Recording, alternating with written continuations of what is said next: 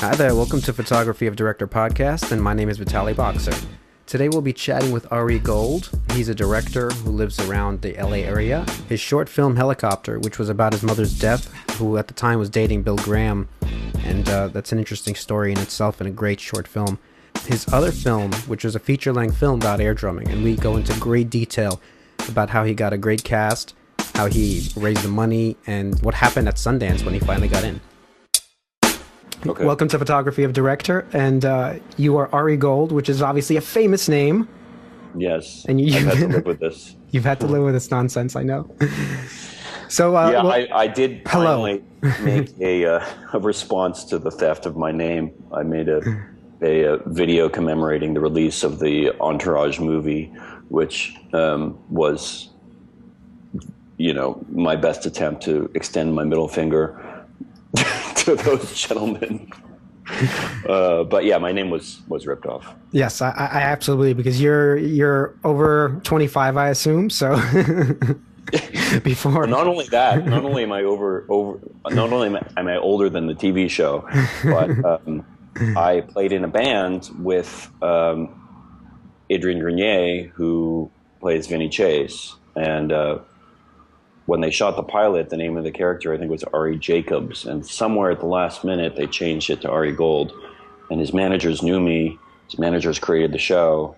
And then they said, it's a coincidence. Oh, so you're saying right on the show it's been stolen. Your name was stolen. I'm just presenting the evidence to you, and then you can put it together. Right.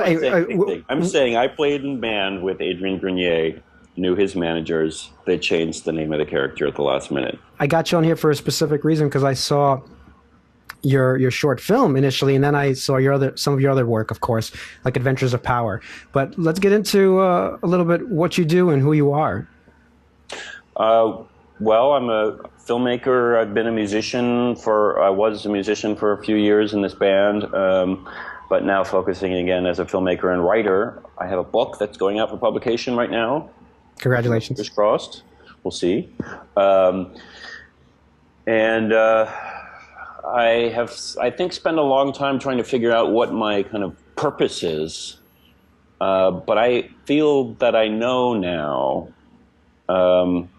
There's a lot of stories being told in the world, and I kind of think that if you're a filmmaker, you better know what it is you're adding to the mix.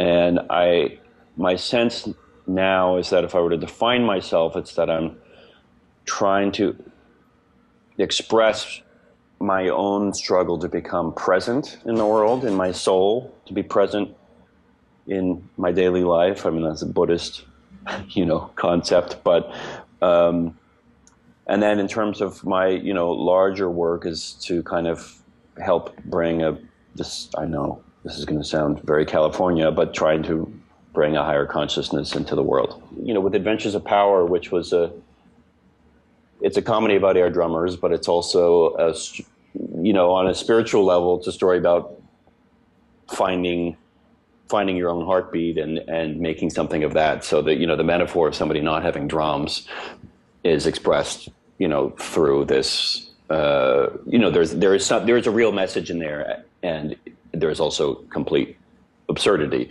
But, I came out of that film and, I had to figure out what to do with myself. Before you go on, I want to cut to the trailer, show what we're talking about, because this is a movie about air drumming people. So it's a fabulous movie, by the way. I've seen the whole thing, and I can't believe you got the cast that you got, because I recognize 9 out of 10 of everybody in that movie, we're going to talk about that. But let me just show it real quick. The first sound we hear is the beat of our mama's heart. But then the noise of the world drowns out that beat until we can't hear it anymore. I know it's too late for me to learn to play drums. I can still rock. My heart is old, it holds my memories. You are a beautiful spirit, and I love that little thing you do. I love it's very cute. It's not cute, Aunt Joni. People think it's amazing. I named you Power so that you'd be strong. I wanted you to be a man, not a pussyfooter. I'm not pussyfooting. I'm double bass drumming.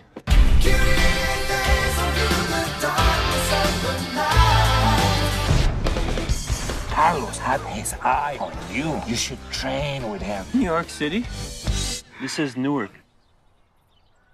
Same thing.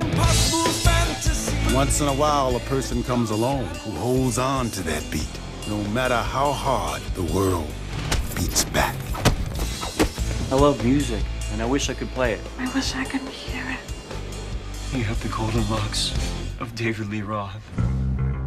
Looking for Carlos? You found it. Any fool can play drums. But when you have got to bounce your hands off air, that is a double workout. I respect music. I actually play the drums. So what is this rumor I hear about this air drumming competition on Friday night? Let's show these clowns that we are better than they are. We're not better, we're just different. No, we're better. Different. Better. Different. We're better. Okay. Ladies and gentlemen, you are about to witness the new breed of warrior. Her legs, so white. Like white tiger. We felt something today. We need you. Tonight, we are air drummers. Every one of us. No, his mind is not for rent to any god or government. Always hopeful yet discontent. Those changes are permanent. Oh, changes.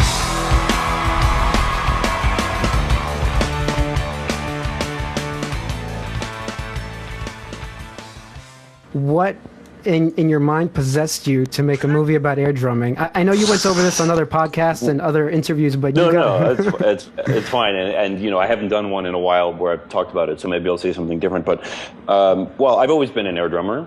Okay. You know, I think the first time I heard Tom Sawyer by Rush as a kid, I started air drumming without knowing what I was doing. And then I went to some open mics as this character, Power, and I went to an air guitar competition as this character, Power, and air drummed, and found that people really liked the character, and I really liked playing this nut job. And then I had this idea about doing something about unions and working class people getting shut out of good pay, and this made me think about these 80s inspirational working class dramas, and I thought, okay, what a great concept that I could take these two sides of my brain, the sort of ridiculousness of air drumming to this 80s, 70s and 80s music, and then these 80s working class dramas, and combine them. And I was still not sure that I was going to do this for real, and I went out to New Mexico to kind of do some location scouting really early before I'd written the script, because I'd lived in New Mexico and I just wanted to kind of visit and see what it was like again. And I went out to this town, and the day I landed, a strike started at the copper mine. Kismet.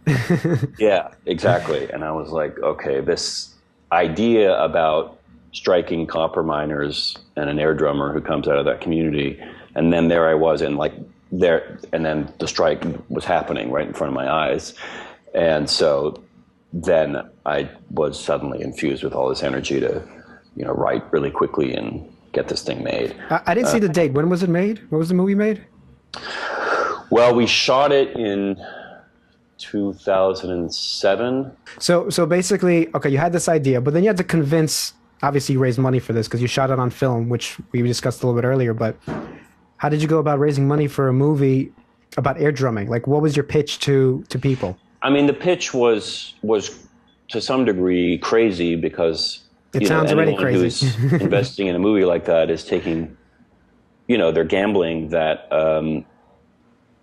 something so bizarre is going to, take hold. And the frustrating thing about it was that I was raising money and making the movie when movies were selling at Sundance for millions of dollars, and the crash, the economic crash, was happening. But that was then 2007, basically, right?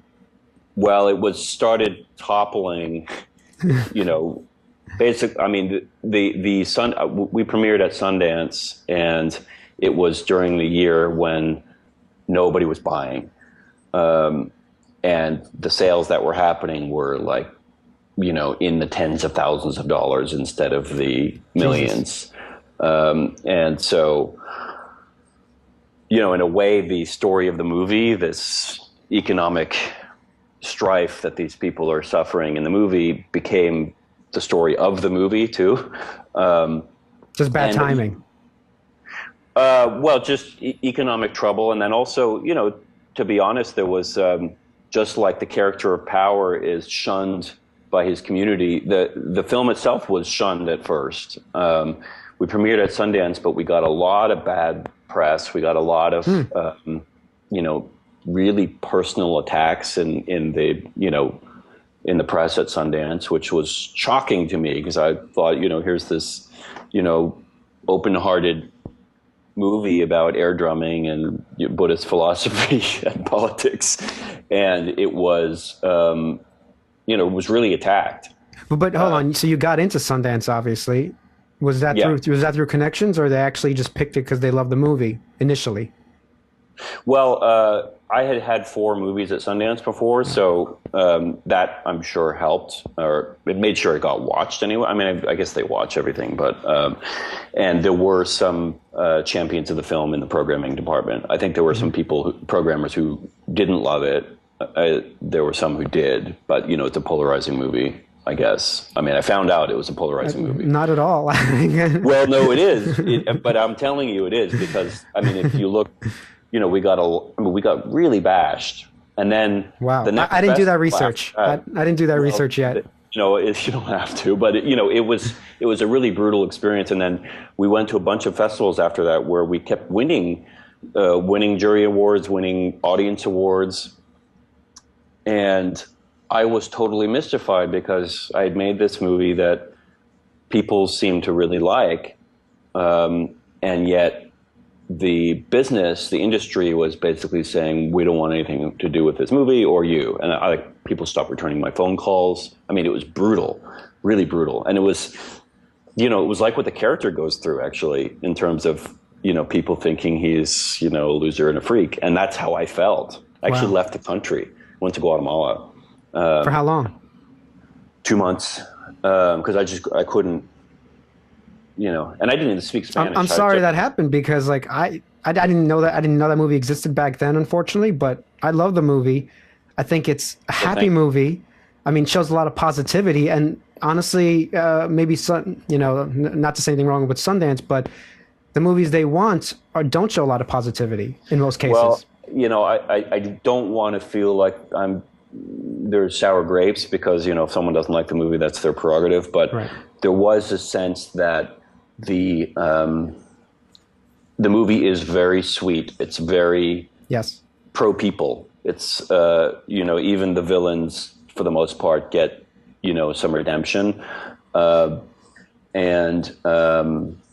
the jokes are not really mean. The jokes are not at the expense of the characters. And then also something else that I was very proud of is I made it kid friendly. You know, there's no swear words. There's, you know, it's. Well, that's what I mean. It sounds like anti-Sundance. Take an 8-year-old to see it. It sounds I'm sorry. It sounds like anti-Sundance in that sense. It's a PG-13. It's happy. It's friendly, and everything that comes out of there is either very, very quirky, like you have, but it's also very on the sadder side. You know, like on the drama side. Yeah, exactly. Not a lot of comedies probably go there. I said not a lot of comedies probably go there. Yeah, there aren't too many. I mean, there are some, but they tend to be, you know, what other people might call edgier. I mean, I don't happen to think those kinds of edgy comedies actually are edgy, because if they're all pushing the same edge, then it's not, you know, my feeling it's edgier to actually do something that's kid friendly and has, you know, positivity to it, because it's more unusual now. And it's also, again, how I feel is I don't really want to contribute to the world being a negative place, which doesn't mean that you can't tell negative stories as a way of finding redemption for the characters and for the audience. But I think there is a tendency in a certain class of filmmakers to think that it needs to beat you over the head with its darkness, and that somehow providing redemption is a sellout. And I think the opposite. I think it's very easy to tell a dark story and just basically make the person feel miserable. Oh yeah, absolutely. It's much harder to make people laugh. People. I said it's much harder to make people laugh and make people happy in all cases. Yeah. You skipped anyway, ahead. It was a rough story. It was a rough story of what I went through and what, the investors obviously got, hurt by that as well. And people who had put their faith in the film. And it's heartening to me that, despite not having a major studio release, the cult of the film is growing, and I get emails from people all the time. I discovered your movie. I can't believe I'd never heard of it. It's my favorite movie of all time. Well, I'm here to spread it. I'm here to spread it for you. Okay, thank you. Absolutely. No, this is ridiculous. Watch it for free at airdrummer.com. Yeah, it's ridiculous because just like in 1991, Clerks comes out. It looks like shit, but it's sort of in a quirky, happy tone, not really a negative movie. You just have the PG-13. I'm not saying you have a Clerks movie. I hope that's not offensive. But but I'm saying you have in that line where it's still comedic in nature. It just doesn't have a bunch of dick jokes in it. And I'm surprised that people have just slammed it, because when I was watching it, not knowing any of this, I loved it. This is exactly the movies I love to watch. Movies that make you feel good are not bad movies, and film festivals should actually pay more attention to them instead of ignoring every single happy movie that ever comes out, which I think was sort of what happened here. Especially Sundance, which seems like a serious filmmaker place to go to. You know what I mean? I wish you went maybe to Toronto or Berlin or somewhere, the American humor might stand out in a different way. Yeah, I did play it actually in Berlin, not at the Berlin Film Festival, but I had a special screening there. And it was amazing how different the reaction was in Berlin. I mean, I had great screenings all around the U.S. as well. It was just not at Sundance. Right, which is like the most important. Which is the one that, that was the one that decided the fate of the film in business sense. So I want to come back to, how did you even raise the money, though? Because you skipped that whole part. Did you actually go out? Oh, well, it was easier to raise money then because movies were selling at Sundance for millions of dollars. At that, during the years when I was raising the money for it, there were things like, Little Miss Sunshine selling for $12 million. So if you offer someone the possibility of like a 10 times over return, or maybe it wasn't 12, but anyway, it sold for a lot of money. Mm-hmm. You could say, okay, there is a precedent for a small movie, making the investors many times over. And then the other thing is, anyone investing in a movie is aware that they might lose their money on it. So some of the people who were in it were, rich. I mean, there was a guy who had invented, I think, some kind of like dental implement, and he had millions and millions of dollars. And, it's a fun thing to say to your friends, hey, I'm investing in a movie. And they know they might not get their money back. What was your budget on it? Well, if you mind talking about that at this point. Can we talk about the budget at this point? I'll say it was officially a low-budget film. You want to look up what that means? That means anything. According to the Screen Actors Guild. All right, under $3 million. Yes. Okay. That I think it was actually 2.5 at that time. So it was officially low budget. What that exact number is, you'll have to guess. Right. But I will say that it took 13 months to shoot because we were cutting corners, and I really wanted to shoot. I didn't want to shoot it in LA, where downtown LA was subbing for Newark, and the Valley was subbing for Utah. I wanted to really feel the grit of the country, so we shot in 4 states, which is crazy. That is kind of crazy for such a low-budget movie. Well, the concept was to shoot it like 4 short films and then stitch it together. So we would shoot in one location and break down. And then it also allowed us to kind of get people for a lower rate because they'd be like, okay, I can work on that film for a week or two for, less than I get paid on the Disney film or whatever. Whereas if we had to book them for the whole month, they would have been like, maybe not. But because there were these tiny windows shooting them like different short films, that's how we kind of stitched it together.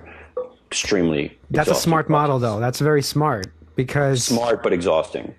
I could imagine, but I also had time then to rehearse, to pick locations, to do a bunch of other things that probably benefited you, because the locations were fantastic in the whole movie.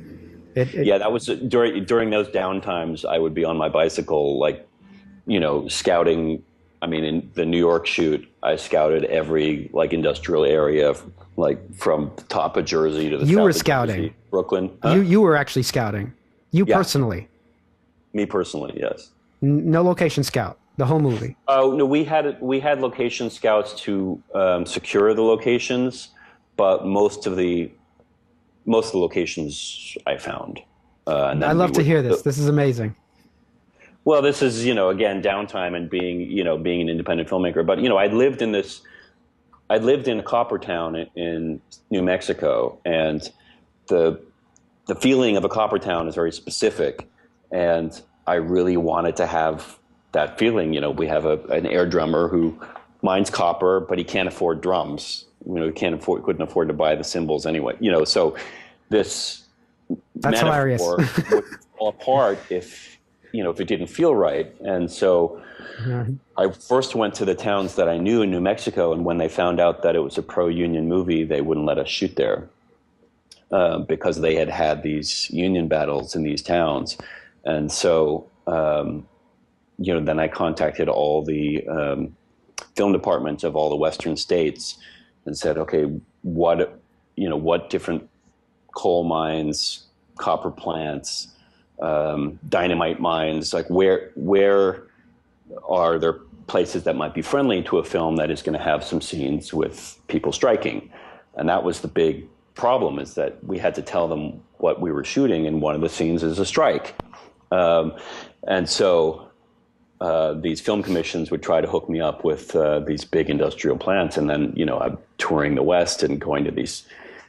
I had an amazing experience going to these different factories and mining facilities and really seeing that world. And finally, we found a place in Utah. The Utah Film Commissioner said, it's actually a coal plant, but it's near a copper mine, and they have a strong relationship with their union, and it's a friendly relationship, and so it's totally fine to have a scene with a strike in this plant.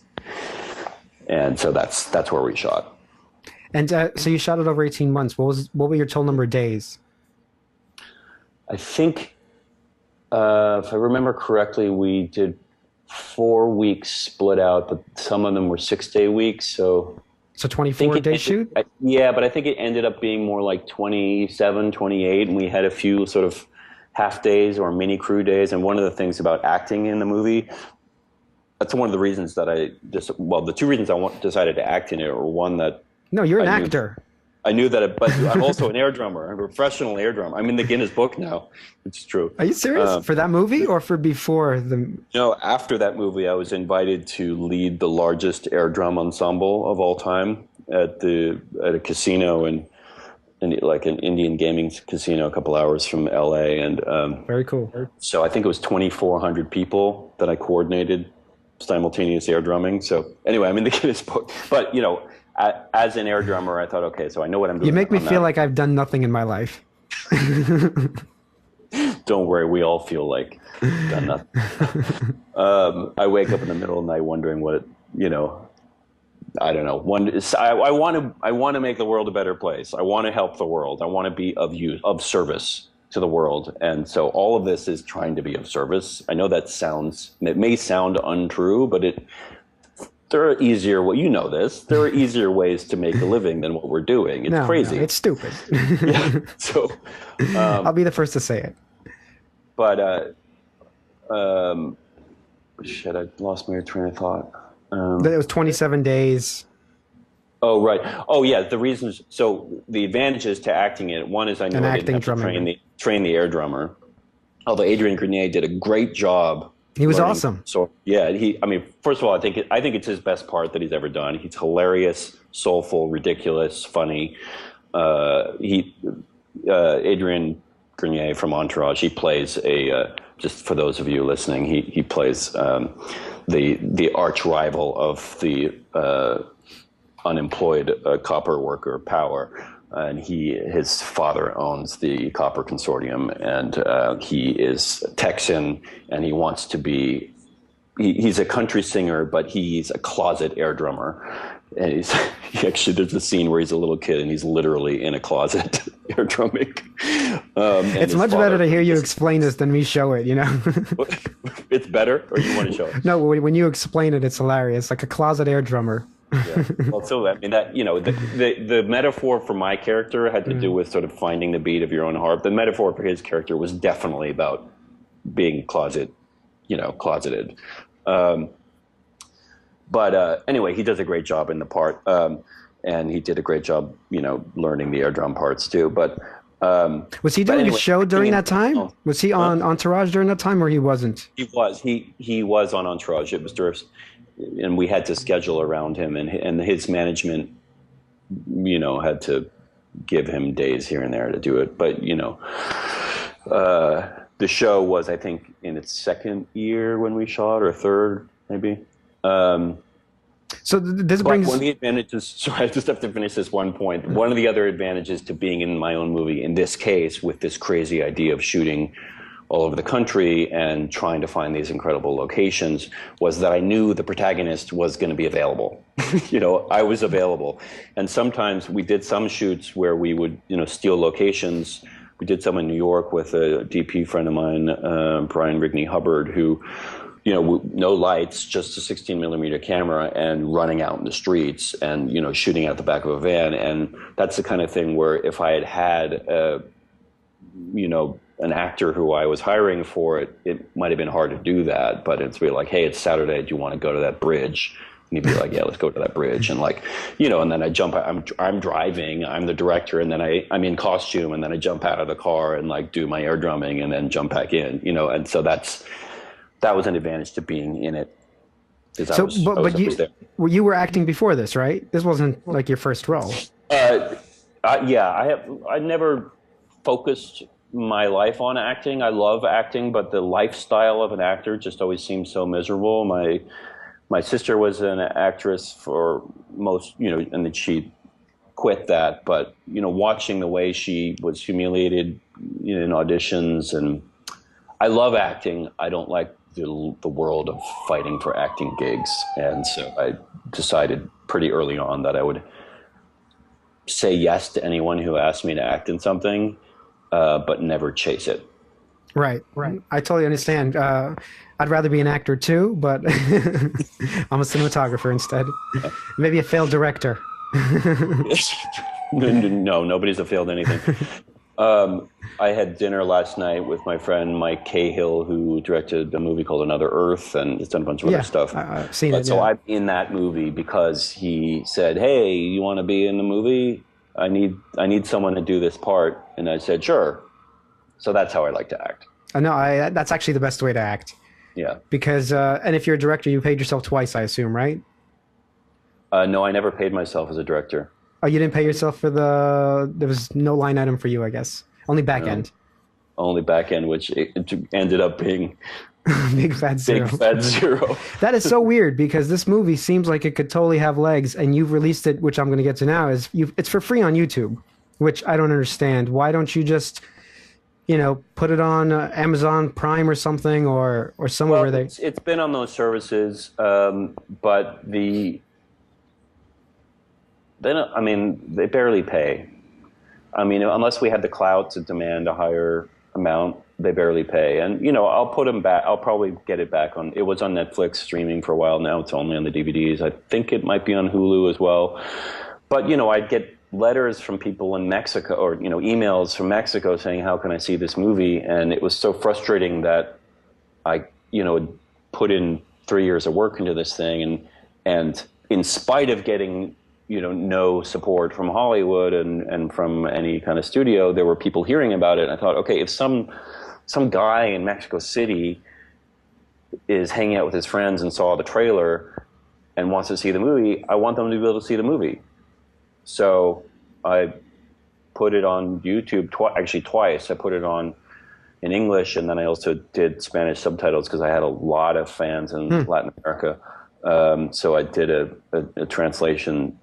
I hired some friends to do it for me, and then laid in the subtitles myself. So I uploaded it twice, so that, you know, and that's the reality of you know, I made the movie to be seen, and maybe I shouldn't be saying this anyway because I'm probably violating some contracts by having it on YouTube. I could remove some of this stuff. Well, yeah, it's probably okay. I mean, it's on YouTube. Oh, it's not allowed to be, or I mean, well, it's probably you have an intro even right in the beginning of it. Yeah, I mean, I just figured most of this stuff is under the radar anyway. I mean, these distribution companies have, you know, they don't have the staff. I mean, we got a phone call from Time Magazine that wanted to review the film when we put it on DVD. I mean, Time Magazine, that's a big deal for a tiny film. Yeah. The distributor said, I'm going to say they, I'm not even going to give you the gender. But anyway, they said, well, we can't afford FedEx. So Time Magazine didn't review the film, even though they wanted to, because my distributor didn't want to spend the FedEx money to FedEx the DVD to them. That sounds insane. It sounds insane, but it's true. This happened. So at that point, it was like, all right, well, you know, and I think they know that. 2007, no internet. Huh? 2007, no internet, basically. Well, at that time, you mean in terms of Time Magazine watching it on yeah. I know it was difficult. It was definitely difficult. Yeah, we didn't have the movie on the internet at that point, but I mean, now I would have just had a Vimeo link ready to go with a password. But yeah. Anyway, so that was a really frustrating thing because I'd worked so hard to get any press whatsoever and to get time to even consider doing a blurb on it was a big deal, and then they didn't because they couldn't watch it. Did this go theatrically at all for any sort of time? Yeah, we did a roadshow release. I personally went with the film to, I think, 7 or 8 cities, and it was, you know, it was really fun. It was really hard. I was sleeping in the car sometimes. We did, you know, standing in the rain. Actually, I had a really weird experience in Portland. I'm standing in the rain in costume, you know, with a sign in front of the theater, just telling people about the movie. And it was during the first screening. I went outside to kind of like let people know about the second screening. And this guy is walking by with his girlfriend, and he stops and he says, "Power?" You know, I shocked. Okay, I'm like, okay, somebody recognizes my character, Power. He must be coming to see the next show. And I said, yes. He said, I played you for Halloween. And, you know, the film has not come out. Basically, it's been, you know, in a couple theaters for 2 weeks. And I'm like, how did you played me for Halloween? He said, yeah, I loved your trailer. And I, you know, and he pointed to his girlfriend and she was like, yep, he played you for Halloween. And I said, that's amazing. So you come to see the movie? And he said, oh, is it out? I'm like, it's playing right behind me. Jesus. And so there we were in Portland. We had no advertising budget. I'm standing in the street. Somebody who loved the trailer and played me for Halloween recognizes me, and yet he didn't know it was playing. And that's the trouble with having no money. Because, absolutely. You know, there he was, and you know. Yeah, I mean, honestly, I feel like I'm talking to me, you should have been like up there with Rodriguez and Kevin Smith. That movie is good enough for that. Do you know what I mean?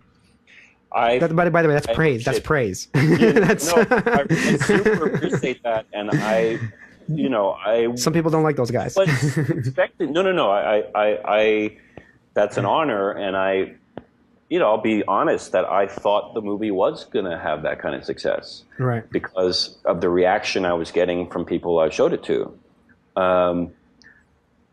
And so what happened at Sundance with, the collapse of buying and then also these really, really brutal reviews that came out the first night. It was a group of bloggers actually who were kind of competing to see who could be more insulting about my movie. Someone told me, because there was another blogger who was friends with them, who said they were all sitting together and they're like, "Oh, we're gonna tear this to shreds." And 3 years of work really got, destroyed in the space of, I'm not even going to say it was a few hours. It was a few minutes. They had made their decision, and they were on their Blackberries. That was that year. 15 minutes into the movie, sort of announcing the fact that they were going to bash it. That's fucked up. It was horrible. I'm saying it how you want to say it. Yeah. Yeah, no, I was wrecked. Maybe this is an interesting transition. It was the hardest experience of my life other than my mother getting killed. That is an interesting transition. But you found out about me through a short film about my mother's death, and that is a film about shock. It's about dealing with death and shock and loss, where the shock is so strong that you can't remember the person who died. You're stuck with the images of death. My mother died in a helicopter crash, for those of you who are listening, and that short film was what connected us. So tell us a bit. Obviously, you started to, but the short film's called Helicopter, and it's a documentary, but done in a very unusual way. So give us a little more insight. I don't consider it a documentary. I consider it an autobiographical fiction in a way. It's true. It's a true story. But I used actors to reenact the day that my brother and sister and I went to a rock concert, which was in commemoration of the guy who my mother was killed with. She was dating Bill Graham, who was a rock music impresario. He managed the Grateful Dead and met Santana and many other people, and he kind of created the rock and roll business as we know it in this country. Ran the Fillmore. Huge person in the world of music, for those of you who don't know. And she was dating him for a few months and died in his helicopter. So the movie is about, it takes place during a limousine ride that they gave us a limousine to take us from this concert in his honor back to our house. And so we shot in a limousine that wasn't even moving. We just actually covered the limousine windows with pasty kind of aqua, because I wanted it to feel like we were underwater, which is how it felt. And then interspersed with this ride with actors, I used a couple different kinds of animation, stop motion, actually not stop motion animation, but like miniatures pulled on strings, as well as hand-drawn animation to show the mind kind of ricocheting off of all of this, horror and comedy and the strangeness of dealing with suddenly being thrust into the limelight for, a day because our mother died with someone famous. Let me show a clip real quick, and then I do have some questions about it.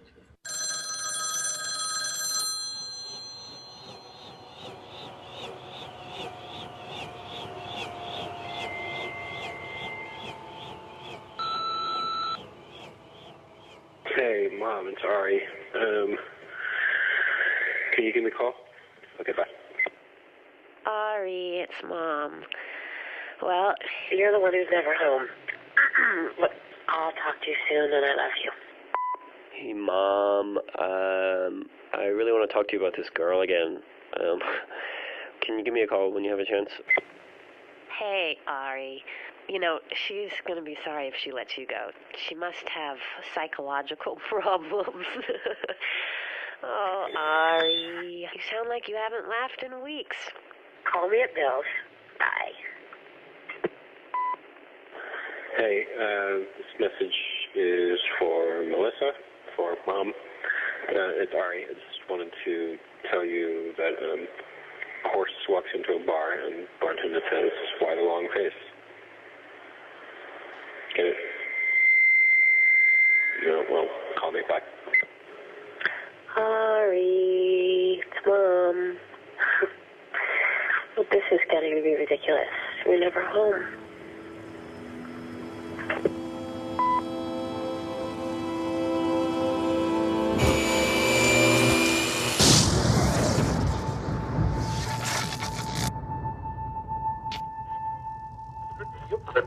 Rock music impresario Bill Graham was killed last night when his helicopter crashed. During a rainstorm north of San Francisco. Music promoter Bill Graham. Along with two others. Also were killed Graham's pilot Steve and Kahn. Graham's gal pal, Melissa Gold. I love that you mixed all these different formats together. You did the sort of practical little set, the miniature set. You did the hand-drawn animations, obviously the live action.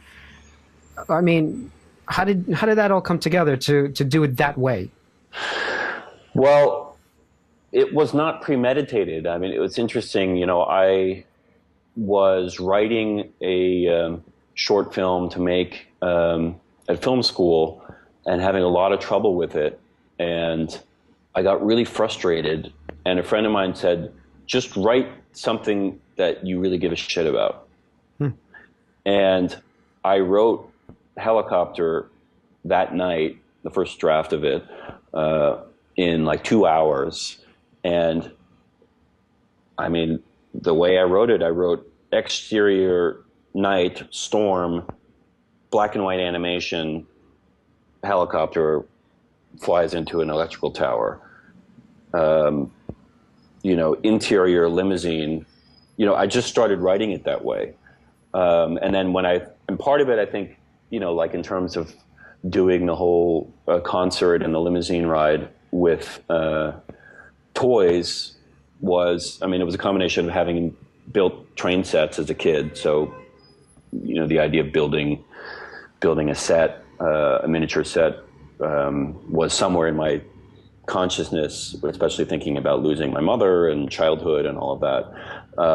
But also I knew that there was no way I was going to be able to afford to rent a limousine and, you know, helicopter and, you know, crowds of people. I was doing a scene that, you know, I'm glad you didn't. This is so much better. This way. Yeah. Well, this way is so much better because it feels like the mind. It doesn't feel like reality. And that's one of the things about film is that it is, I mean, you've probably heard this before, you know, a cut is the way, like when you're looking around a room, you don't pan. You know, if I'm looking from my piano to my chair, I don't pan. My eyes cut. They jump. In the same way as in a dream, you know, people's telling you a dream, like, oh, I was getting a taco and then I was on a ship and the captain comes up to me and suddenly I realize it's my, you know, ex-girlfriend and she takes off the hat. You know, those are cuts. And so doing a movie about, well, anything, but, you know, specifically this about my mother's death really felt like, okay, this is the way it feels inside the brain. This is not a representation of the helicopter crash. This is the representation of how it felt in my brain. I didn't see the helicopter crash. And I didn't see, you know, high angle shots of me, you know, my brother and sister getting escorted out of this fucking concert by, you know, the company that we felt was responsible for our mother's death, you know. But I imagined what it might have looked like, and it looked as fake and childlike as a train set. So doing it actually as a train set is more emotionally accurate, whereas actually renting a helicopter and renting a limousine would have been, you know, visually accurate, but not emotionally accurate at all. Or at least that's not how we saw it. So this was right out of school where you finished this short, or was this later on? You know, I ended up doing it as my short film at school, and then it took forever to get it done. And, you know, I'm a really meticulous editor and I can take a really, really, really long time. Oh, so you cut this too? I worked with someone on it, but usually I exhaust an editor and then have to take over. But I usually need someone to work with that I can, battle with and discuss. And then at a certain point when I want to stay until 6 a.m. and they want to have a life, But, it took a while to find the rhythm because I wrote it in this fragmented way. But then when I cut it according to that fragmented script, it didn't work that way. So I had to completely rethink the way I fragmented it.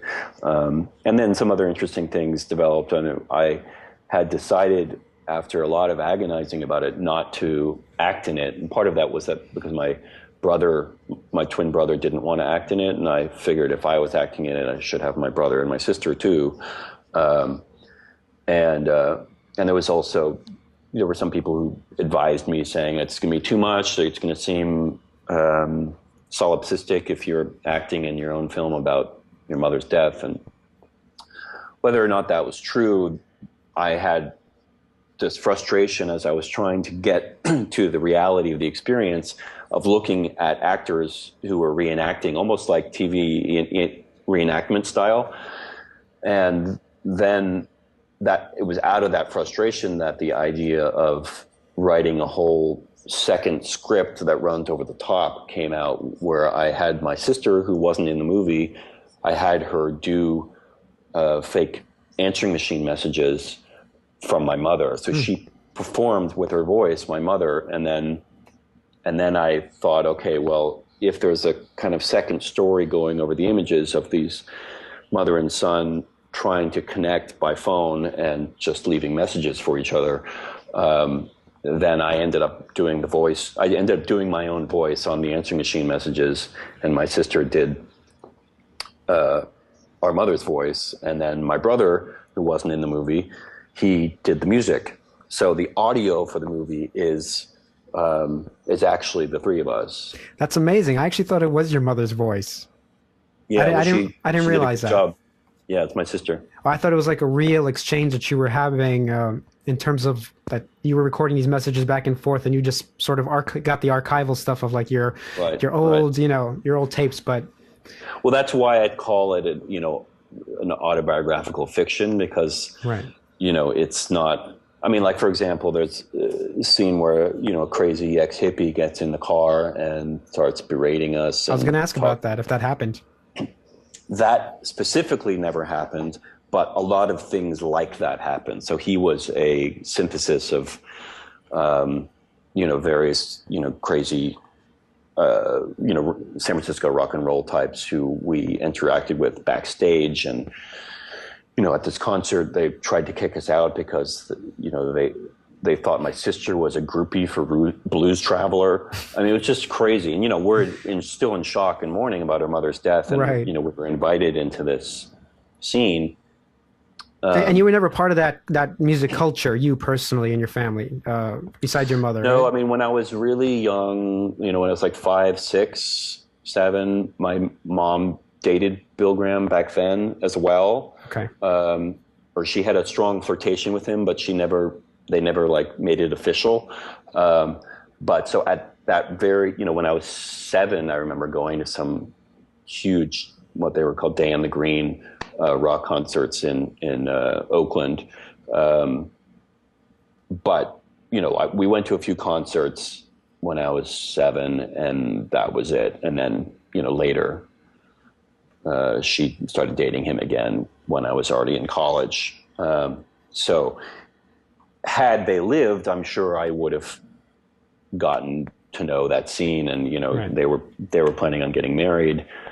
So I, things would have been very different, and I would have probably been, hanging out with those rock stars. But as it was, I did not. So you to get some positive about it. You made a great short, of course, and you did win an Oscar, a student Oscar for it.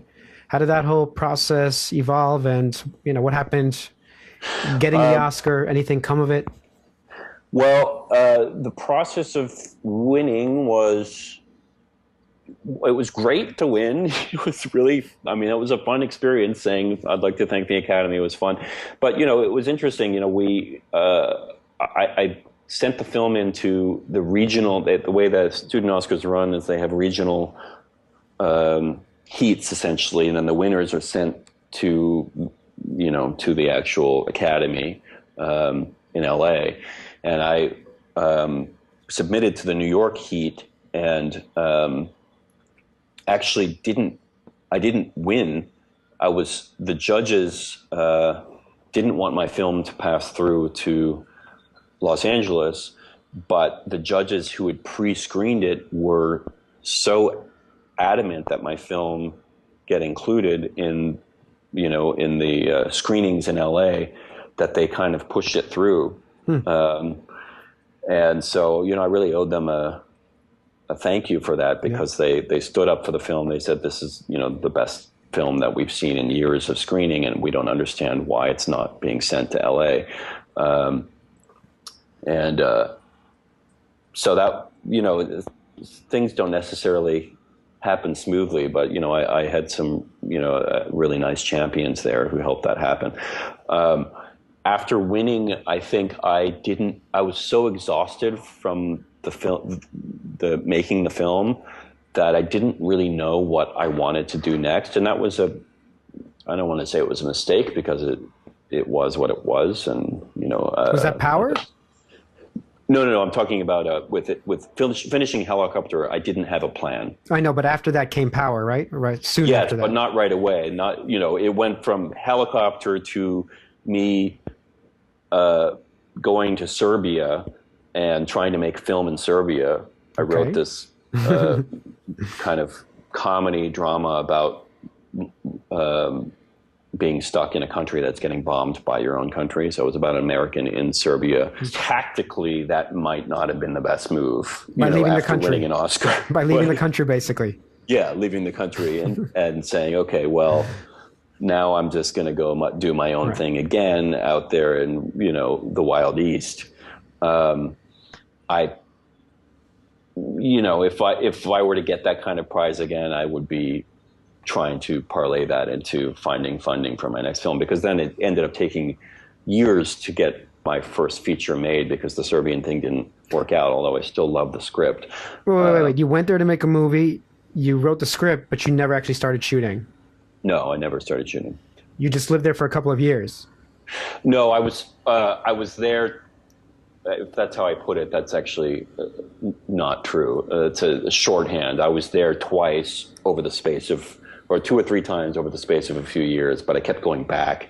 I was there for a few months at a time. I think the longest stretch I was there without leaving was 4 months, but I was going back and forth trying to make that film happen. And then when that didn't happen, I was so crushed that I kind of said I don't want to be a filmmaker for a while, and I formed this band, the Honey Brothers, which took over my life for a few years.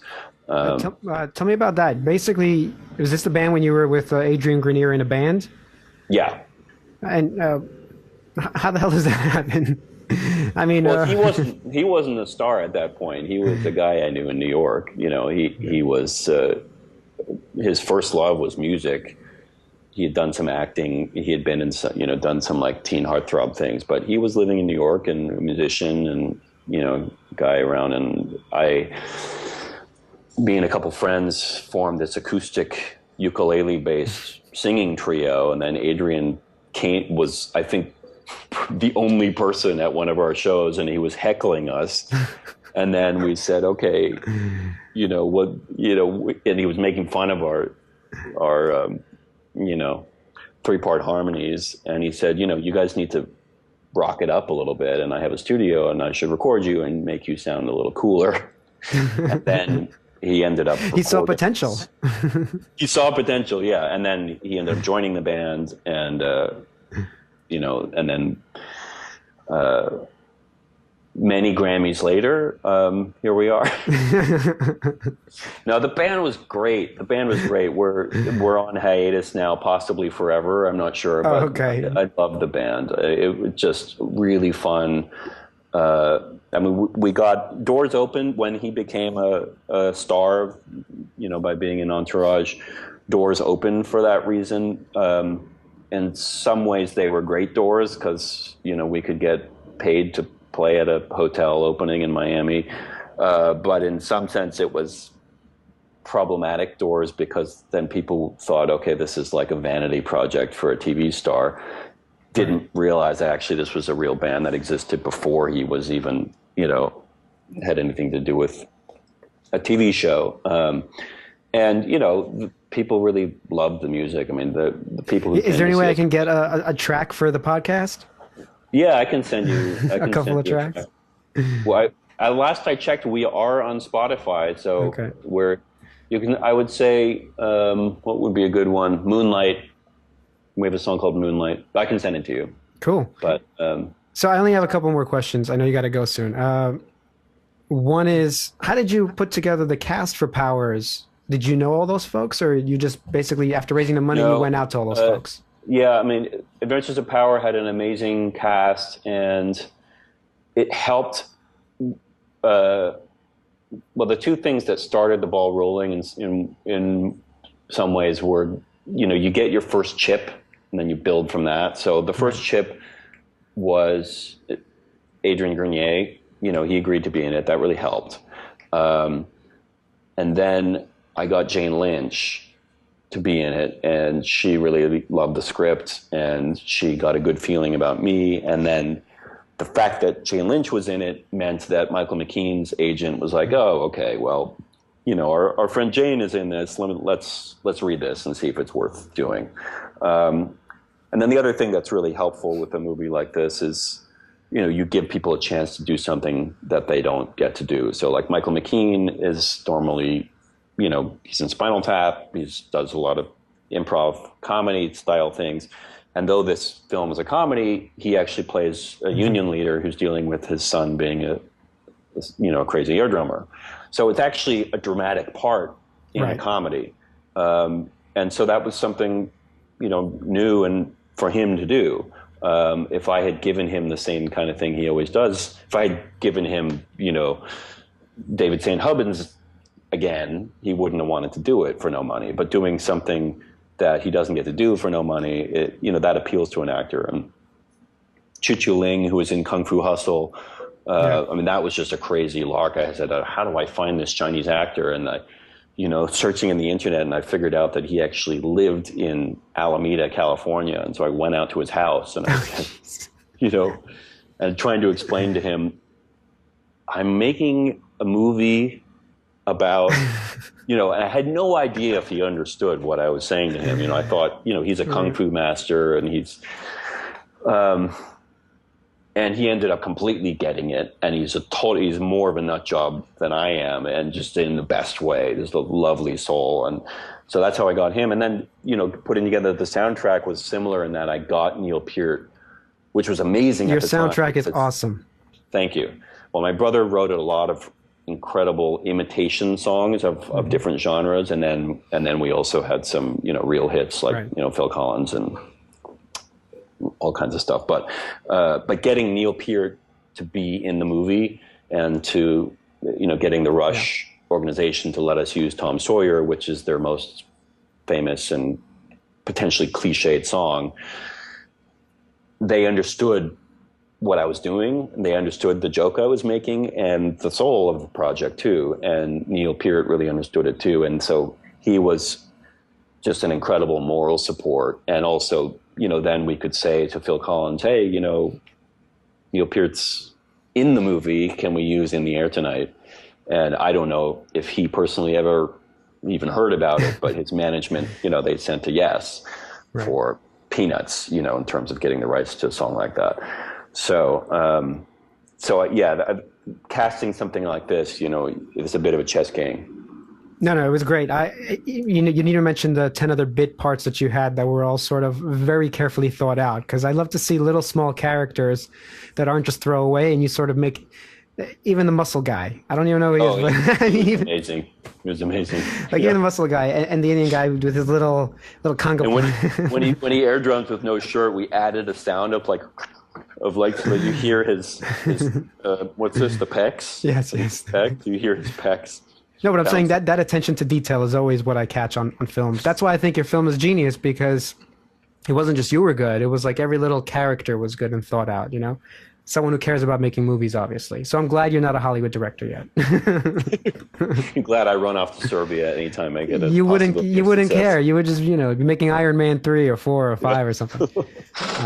Okay, my last question before you go is, so what's next? This next movie, what are you doing right now? Yeah, I have a drama called American Sway, which is about two friends who go up to rob. One kid is angry at his grandmother because his father has committed suicide, and he blames her for his father's death, and he's going to rob her of the most valuable record in her collection because she has a collection of records from the 40s, and it's this lush, nostalgic story about going into the past, and his best friend is this Russian guy who idolizes the old image of America, and his friend becomes obsessed with his grandmother when they get up there, and so it's like this strange kind of a love triangle between two friends and a grandmother and some pretty girls in the lake, and it's a story about kind of lost America with the music of the 40s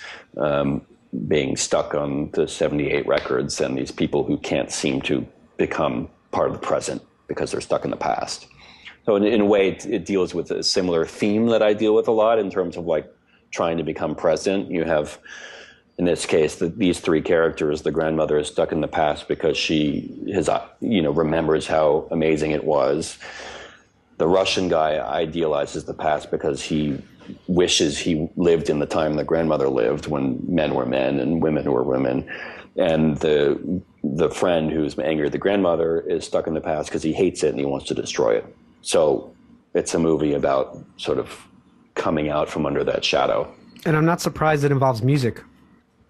Yeah, music is obviously a big, part of everything I do, and yeah, putting together the soundtrack for this movie, where the stuff from the 30s and 40s is as meticulous as putting together Adventures of Power with the 80s music. The one thing I do want to mention is that I love movies that it integrates music as opposed to an overlay. It's integrated into the actual movie. So when people play guitars it's in always movies, scripted for me that way. Like, right. Even if I don't necessarily end up being able to afford the song that I write in, right. I know the feeling that a song provides, and both of my features actually are about the way music affects people. Mm-hmm. Adventures of Power, is a comedy and people air drum, and American Sway is, about nostalgia and the way old music can open up your heart and also freeze your heart, because if you get stuck in the past, you don't actually experience what's happening around you. But both of them, they're both about music. So when can we see this? When is this going to be a trailer, anything? I hope, you're going to help me find someone to cut the trailer for cheap, right? I'll try. And I hope to have it premiering at festivals in the summertime. Well, I'll definitely be there. I will give you a massage and a ticket. A tickle? What was that? A ticket. I'll take a tickle. But I do give, if you're ever in LA, I have this wonderful Chinese foot massage place, and I buy coupons and I give them to my friends. Oh, right, foot massage, right. I'll meet you there. Foot massage. All right, that's a brilliant way to end the podcast. Thanks for coming on, and thanks for chatting with me. Thank you so much, and please tell people that all of my work is on my website. Everything other than the new film and book, which aren't out yet, but all of the completed work is there for you to watch for free. Of course, that's actually very generous of you. That most filmmakers don't do that unless they really, really have to. Well, maybe I have to. I don't know. After seeing the work, I don't think you do. I think you're being generous. Well, thank you. Thank you for your time, and thank you for seeking me out. And that's it. So next week, I've got something different. We're going to be chatting with Andy Hendrickson, who is a comedian. I've always been fascinated by the world of comedy and also how it relates to film, because there's a lot of similarities. So stay tuned, and I'll see you next week, guys. Bye.